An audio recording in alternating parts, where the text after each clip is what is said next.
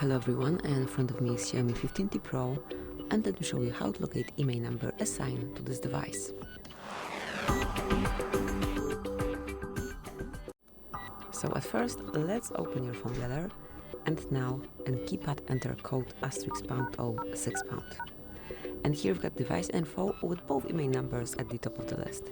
So that's the quick, pretty simple method. The second one is just a bit longer, but still quite quick. Just open the settings at first, go to About Phone, now locate detailed info and specification, and now under status you will be able to read both IMEI numbers. So that's it. Thank you for watching. Please subscribe our channel and leave the thumbs up.